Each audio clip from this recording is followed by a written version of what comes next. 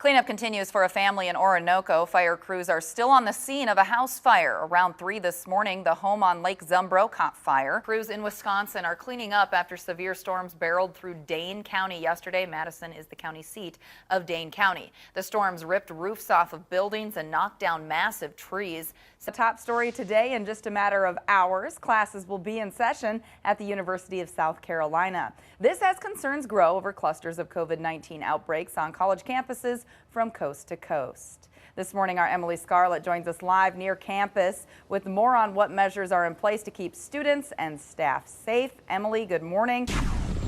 Hey there, Nick. Yeah, it's extremely windy here in Heartland. We actually had to move away from Broadway Avenue where that bank was destroyed in downtown Heartland because it was too dangerous there. That power pole was down. The electric crew had just arrived at the scene and the wind was scattering debris everywhere. I actually have the Freeborn County Sheriff with me here. Kurt Freitag joins me to talk about what we have seen. So what have you seen across Freeborn County tonight? Hey there, Jess. Yes, I'm at the intersection of Highway 14 and County Road 34, and I will say at this hour, Highway 14 is not that bad. We are hovering that freezing point, so we're dealing with some slush and a layer of ice underneath, but Highway 14 has been sanded quite well. The trial for a former police officer accused of shooting and killing Daunte Wright in Minnesota will start 1 week earlier than originally planned. It's now slated for November 30th. Kim Potter claims she mistook her handgun for a taser during an April traffic stop in Brooklyn Center.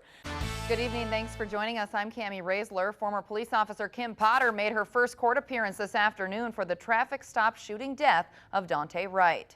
It was a brief appearance over Zoom. She's charged with second-degree manslaughter in this case. That tornado ripped right through here, coming from this way, heading east through a cornfield over here. You can't see it right now, but it was quite the scene for a 14-year-old who actually happened to be home in this house at the time. Kamie, what have things been like near the Hennepin County Courthouse today?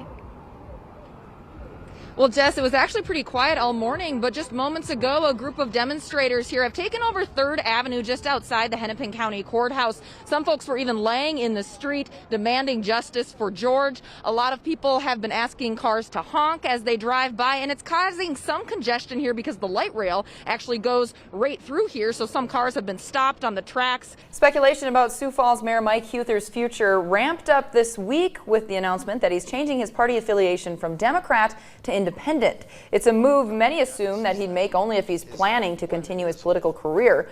Well, this is new here tonight. We want you to know we are aware of a heavy police presence at Gage Elementary School in Rochester. We just heard back from the Rochester Police Department. They said they will have some more information to us soon. We have a crew on the scene, and we will have a live report for you coming up once we know a little bit more about what's going on there. Again, that's at Gage Elementary School in Rochester. Thanks so much for joining us. I'm Kamie Roesler in for Jess today. Before we get to our top stories, we could see some storms this afternoon. Let's check in now with Ted Schmidt. He joins us from our weather patio. Hey, Ted. Hi, Kamie. Here, so I want to show you where I'm standing. This is where the fans actually go in to the corn to get to the field. Now, as you can see, some people are confused because they're like, how do I get to the game? Well, you actually have to come through this corn. There's a path here all the way to a walkway, and that will eventually take you to the main stadium. Coach Riley has been great to KSFY this entire tournament. He actually texted me last night after the game. He says, we'll be back tomorrow better than ever. So you can expect Sioux Falls to battle it out tonight. And Bridget, I do want to mention,